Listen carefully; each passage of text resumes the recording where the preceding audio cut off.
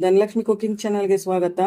ಇವತ್ತು ice cream ಮಾಡೋದನ್ನ ತೋರಿಸ್ಕೊಡ್ತೀನಿ. ಹೇಗೆ ಮಾಡೋದು ನೋಡ್ಕೊಳ್ಳಿ ವೀಕ್ಷಕರೇ. ಇವತ್ತು ಕಸ್ಟರ್ಡ್ ಐಸ್ ಕ್ರೀಮ್ ಹೇಗೆ ಮಾಡೋದು ಅನ್ನೋದನ್ನ ತೋರಿಸ್ಕೊಡ್ತೀನಿ. ಮೊದಲು ಬಾಣಲೆಗೆ ಅರ್ಧ ಲೀಟರ್ ಹಾಲು ಹಾಕ್ತಾ ಇದ್ದೀನಿ.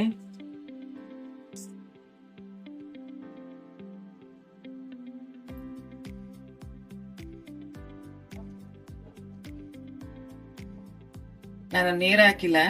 ಇದು ಒಂದು 5 ನಿಮಿಷ ಕುದಿಯೋದಕ್ಕೆ ಬಿಡಿ ವೀಕ್ಷಕರೇ. ಇವಾಗ ಒಂದು 5 ನಿಮಿಷ ಆಗಿದೆ. ಇವಾಗ ಇದಕ್ಕೆ ಒಂದು ಅರ್ಧ ಕಪ್ ಅಷ್ಟು ಸಕ್ಕರೆ ಮಿಕ್ಸ್ ಮಾಡ್ಕೊಳ್ಳೋಣ. ಇದು ಸ್ವಲ್ಪ ಕುದಿಯೋದಕ್ಕೆ ಬರಲಿ. ಒಂದು 2 ನಿಮಿಷ, ಒಂದು 5 ನಿಮಿಷ ಇದನ್ನು ಸಹ ಕುದಿಸ್ಕೊಳ್ಳಿ, ಸ್ವಲ್ಪ ಹಾಲು ಗಟ್ಟಿ ಆಗೋ ಹಾಗೆ.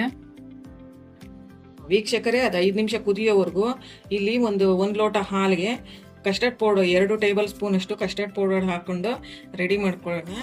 ನೋಡಿ, 1 ಟೇಬಲ್ ಸ್ಪೂನ್ ಹಾಕಿದ್ದೀನಿ, ಇನ್ನೊಂದು ಟೇಬಲ್ ಸ್ಪೂನ್ ಹಾಕೋತಾ ಇದ್ದೀನಿ.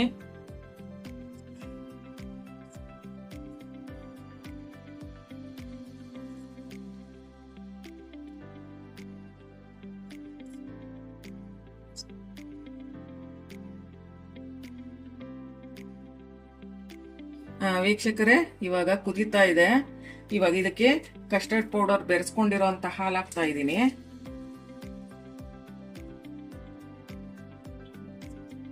ಇದನ್ನು ಸಹ ಸ್ವಲ್ಪ ಗಟ್ಟಿಯಾಗೋವರೆಗೂ ಕುದಿಸ್ಕೊಳ್ಳಿ ವೀಕ್ಷಕರೇ. ಈಗ ಒಂದು 5 ನಿಮಿಷ ಆಗಿದೆ, ಇದು ರೆಡಿ ಆಗಿದೆ. ಇದನ್ನ ಒಂದು ಬೌಲ್ಗೆ ಹಾಕೊಳ್ಳೋಣ. ವೀಕ್ಷಕರೇ, ಈಗ ಒಂದು ಬಟ್ಲಾಗ ಹಾಕೊಂಡಿದ್ದೀನಿ.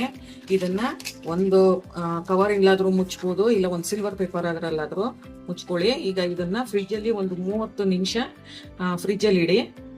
ಈಗ ಬೌಲ್ಗೆ ಒಂದು ಅರ್ಧ ಕಪ್ ಅಷ್ಟು ಕ್ರೀಮ್ ಹಾಕೊಂಡಿದ್ದೀನಿ. ಇದನ್ನ ಚೆನ್ನಾಗಿ ಕಲಿಸ್ಕೊಳ್ಳಿ.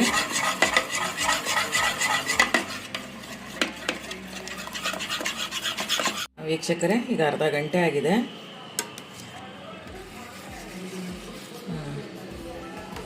ನೋಡಿ ಎಷ್ಟು ಗಟ್ಟಿಯಾಗಿದೆ.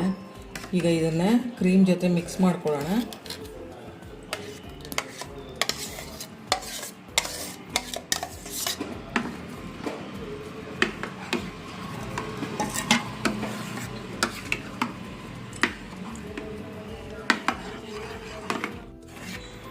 ನೋಡಿ ವೀಕ್ಷಕರೇ, ಈಗ ಕಲಸ ಆಗಿದೆ.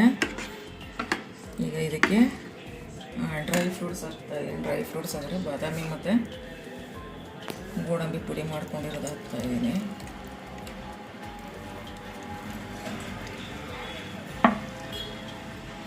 ವೀಕ್ಷಕರೇ, ಈಗ ಇದನ್ನು ಫ್ರಿಜ್ಜಲ್ಲಿ 8 ಅವರ್ ಇಡಿ. ವೀಕ್ಷಕರೇ, ಈಗ ಐಸ್ ಕ್ರೀಮ್ ರೆಡಿ ಆಗಿದೆ. ನೋಡಿ, ಇವಾಗ ಬೌಲ್ಗೆ ಹಾಕೊತಾ ಇದ್ದೀನಿ. ನೀವು ಸಹ ಒಂದ್ಸಲ ಈ ರೀತಿ ಟ್ರೈ ಮಾಡಿ. ಲೈಕ್ ಮಾಡಿ, ಇಷ್ಟ ಆಗಿದ್ರೆ ಲೈಕ್ ಮಾಡಿ, ಶೇರ್ ಮಾಡಿ, ಸಬ್ಸ್ಕ್ರೈಬ್ ಮಾಡಿ. Thank you.